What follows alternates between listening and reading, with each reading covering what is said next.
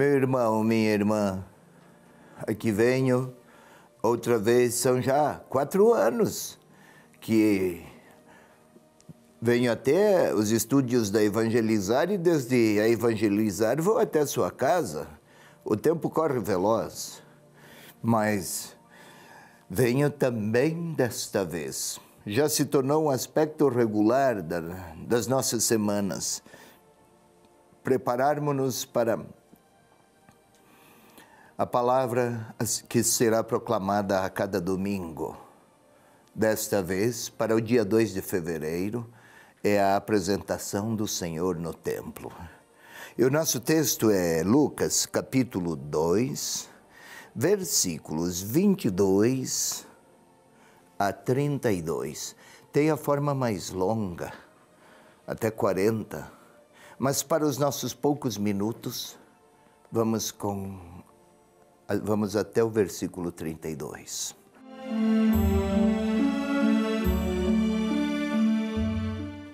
Quando se completaram os dias para a purificação deles, segundo a lei de Moisés, levaram-no a Jerusalém a fim de apresentá-lo ao Senhor, conforme está escrito na lei do Senhor.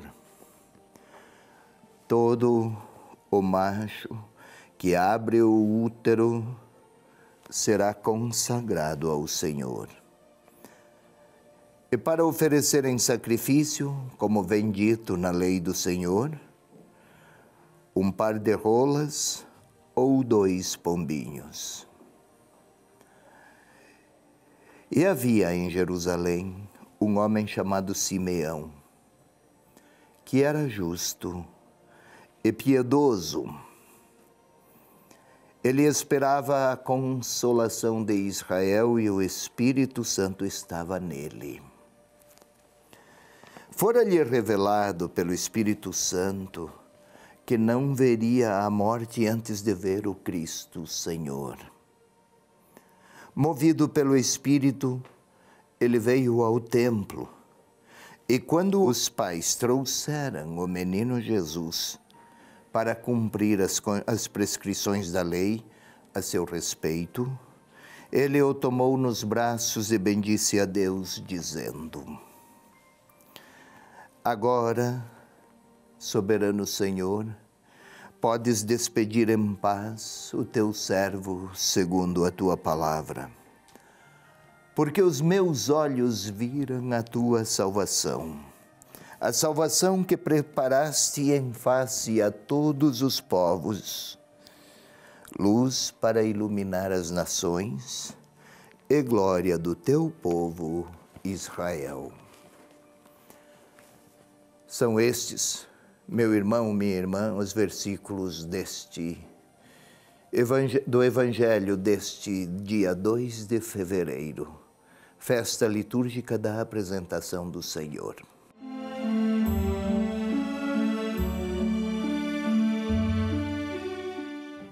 Vamos à explicação. Quando se completaram os dias para a purificação deles, segundo a lei de Moisés, levaram-no para Jerusalém. Levaram a quem? O menino, Jesus. Ainda lá pelo 8º, 9º dia, após o nascimento, recém-nascido. Purificação deles. Quem eles? Maria e Jesus. Do que se tratava? No nascimento de uma criança, sempre há também sangue. E quem perdia ou sangrava, estamos naquele tempo, estava numa condição de impureza ritual, tanto a criança, porque assim era manchada de sangue, quanto a mãe. Assim se interpretava a época. E ia-se, então, dirigia-se, quem podia. Jesus nascera em Belém. Jerusalém está a 8 quilômetros. Lá foi aquela família. Objetivo: apresentar a Deus aquele menino que era o primogênito. Todo o primogênito, desde o animal até o filho, era levado ao templo para apresentar ao Senhor. Acompanhava esta apresentação como oferta de gratidão pelo nascimento. Acompanhava esta apresentação a oferta de alguma coisa em sacrifício, e era sempre um animal, um cordeiro. Mas se fossem pobres, os oferentes poderiam apresentar 2 pombinhos. Lá foram aqueles pobres. Tudo para cumprir a lei do Senhor ou as prescrições da religião, do judaísmo da época. Foi naquela cultura que nasceu Jesus. E a igreja será sempre, os cristãos serão sempre devedores do judaísmo. Foi no judaísmo, ao interno dessa cultura e desta etnia, que nasceu o Messias Salvador. Pois bem, lá estando, cumprindo as prescrições legais, eis que vem um homem chamado Simeão, ancião. Era justo e piedoso. Do que se trata? Com estes adjetivos, o que pretende o evangelista destacar? Justo e piedoso. Justo. Justo é quem vive ou direciona positivamente a sua vida para obedecer. Ele vive para obedecer ao seu Senhor e buscar reconhecer os desígnios de Deus na vida, na existência e na história. É justo, não porque tem méritos de justiça, mas porque em tudo quer dar uma resposta positiva a seu Deus. E é piedoso, piedade, pio. Não é necessariamente aquele sujeito ou aquele indivíduo que vive apenas para atos de uma religiosidade profunda e intensa, ou às vezes até afetada e fanática. Não, não é isto. Homem pio é homem puro, que interpreta pessoas, fatos e situações inspirado nos critérios de Deus. Em Mateus, nosso evangelho de hoje é o de Lucas, mas Mateus pode nos ajudar. Bem-aventurados os puros de coração, porque verão a Deus. O nosso bom ancião aqui, Simeão, foi ao templo, viu e reconheceu naquele menino. Ninguém percebera qualquer realidade extraordinária ou diferenciada, excelente, absolutamente distinta. Nem os sacerdotes. Aquele homem percebera naquela família a presença e os traços de Deus. Este era o piedoso. Pois bem, aquele homem justo e piedoso esperava a consolação de Israel, e o Espírito Santo estava nele.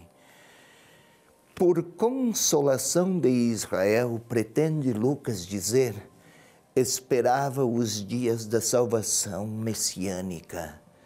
Todo Israel, todo o bom judeu, todo o judeu de sensibilidade religiosa cultivava anseios de que a salvação, tanto do Império Romano, livrar-se do Império Romano, quanto reconduzir o povo de Israel às antigas glórias do tempo de Davi, eram expectativas de grandeza humana, de poder, de prestígio. Errôneas, mas assim esperavam. E chamavam de consolação de Israel. Porém, os profetas corrigiram. A consolação de Israel segue os critérios de Deus. E Simeão esperava a consolação de Israel segundo os critérios e as lógicas de Deus, que nunca contemplam grandezas ou vaidades humanas. Pois bem, lá foi ele ao templo, ele percebera, tomou nos braços o menino. Soberano Senhor, eis a sua gratidão a Deus.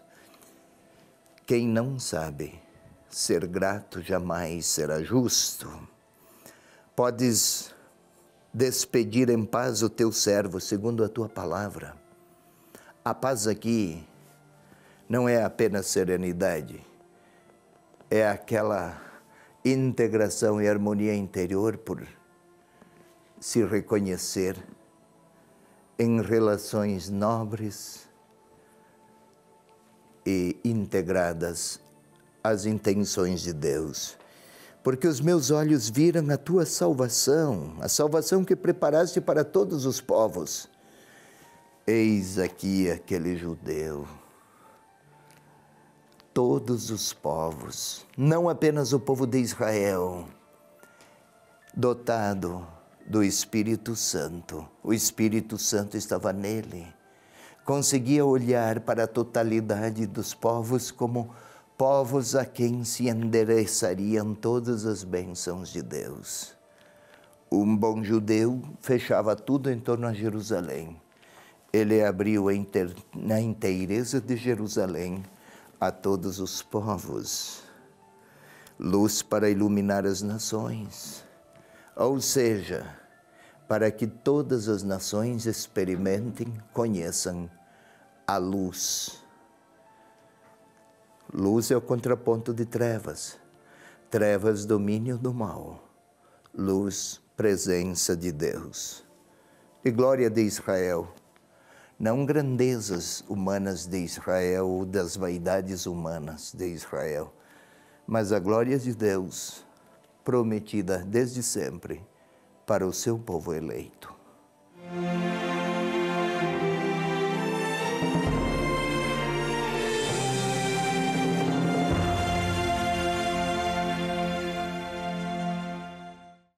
Dom José Antônio Peruso, arcebispo de Curitiba e doutor em ciências bíblicas, faz uma profunda reflexão sobre o Evangelho no próximo domingo.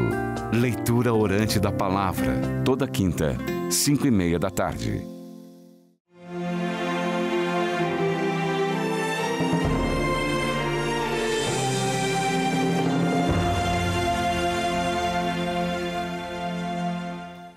Sigamos, meu irmão, minha irmã, a segunda parte da nossa leitura orante, preparada para este domingo, dia 2 de fevereiro. É a festa da apresentação do Senhor no templo. No quadro do ano litúrgico, é importante. Há pouco tempo celebramos o Natal, não faz muito tempo, depois a Sagrada Família, depois a Epifania, os magos que vieram visitar. Depois, nesta sequência, é como se a igreja estivesse a se preparar para os grandes eventos da Páscoa, que já não estão muito distantes. Depois, desde a infância de Jesus até a Páscoa, há um salto de 30 e poucos anos. Mas o evangelista Lucas nos brinda com alguns fatos da infância do Senhor que nos ajudam a integrar sua humanidade à salvação, à sua missão de Salvador.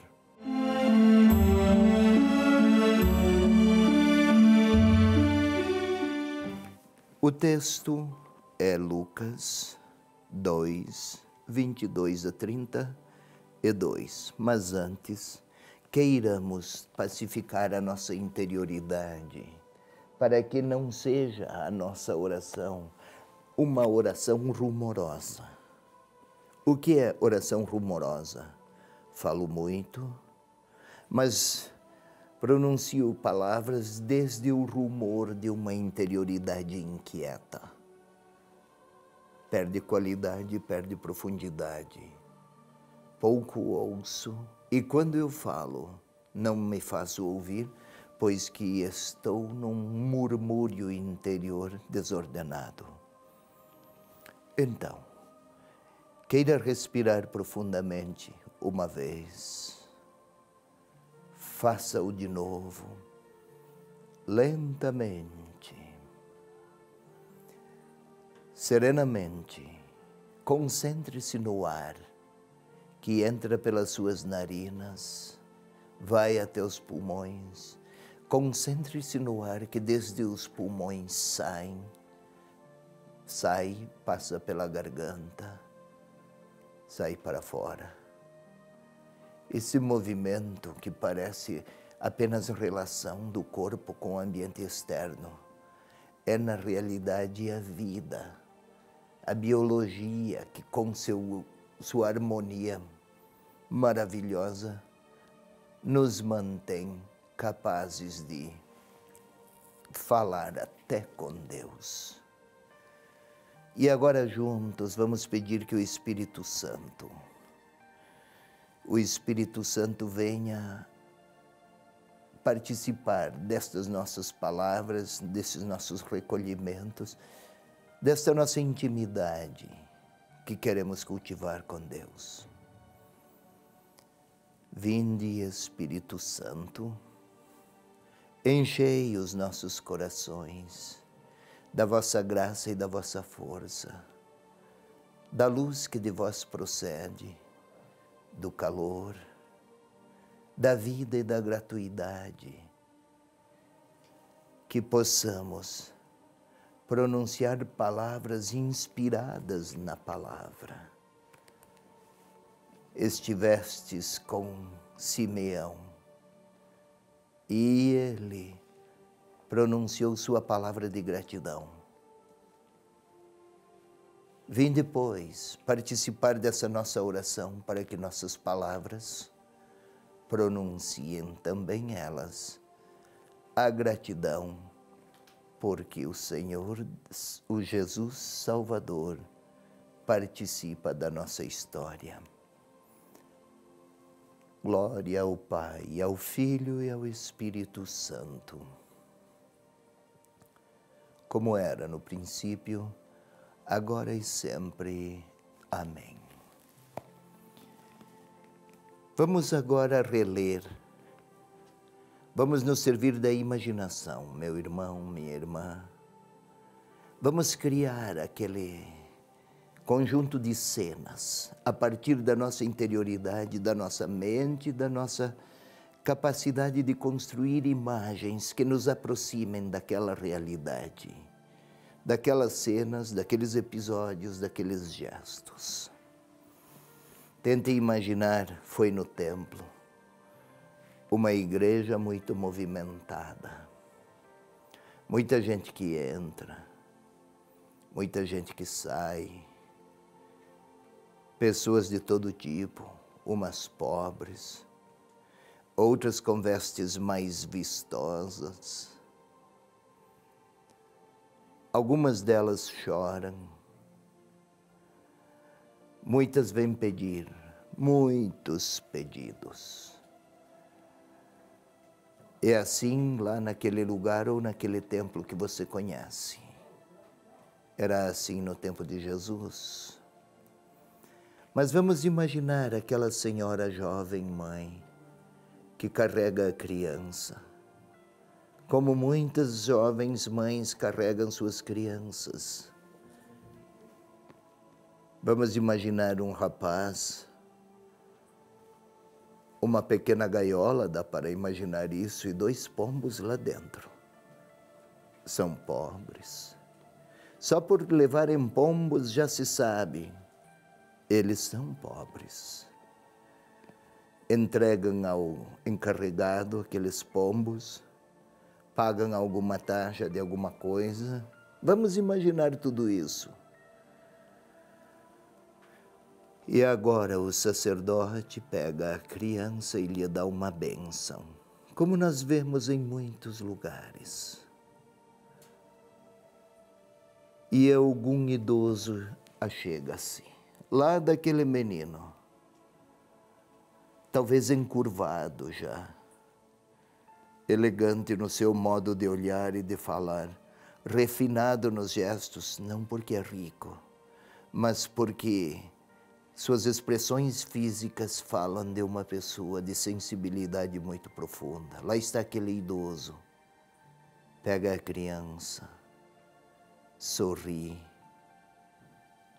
olha para o alto, tente ver aquele velhinho, olha maravilhado para a criança e louva a Deus. Agora, minha vida,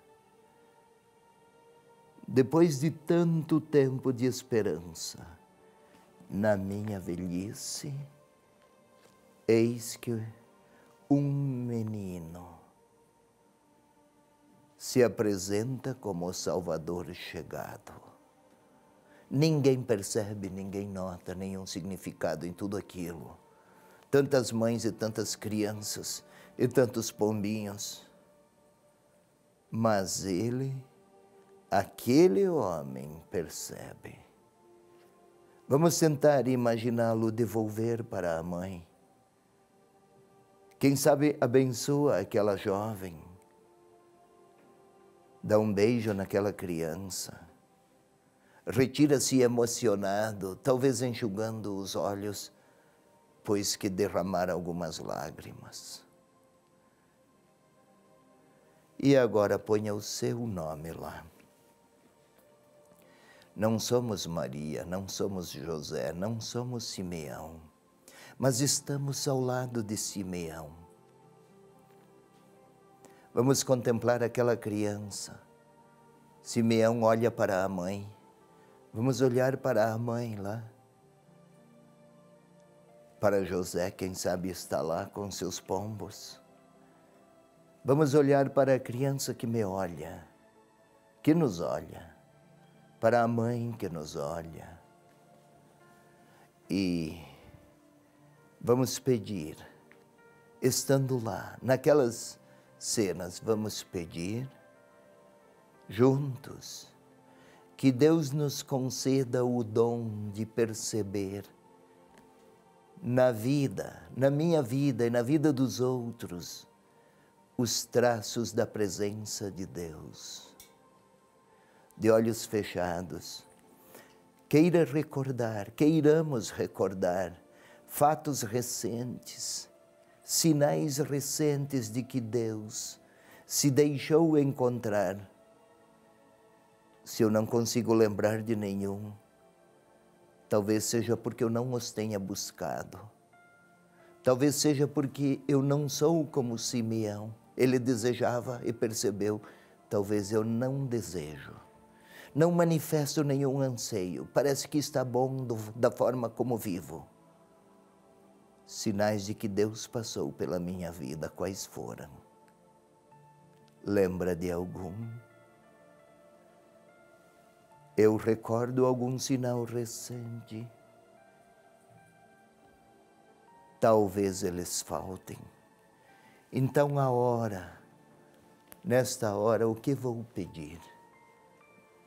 Senhor Deus, que a força do vosso Espírito nos ajude, me ajude a desejar, entre tantas coisas, a desejar a sensibilidade de perceber vossa presença, de reconhecer vosso amor, de identificar os sinais da vossa proximidade. Fazei-nos, Senhor, sensíveis à vossa voz, à vossa palavra, à vossa manifestação, discreta, silenciosa, humilde. Que não aconteça, Senhor, de igualar-me àqueles que lá no templo nada perceberam, era o Filho de Deus, humilde entre nós, nada reconheceram, a ninguém perceberam, embora muito religiosos.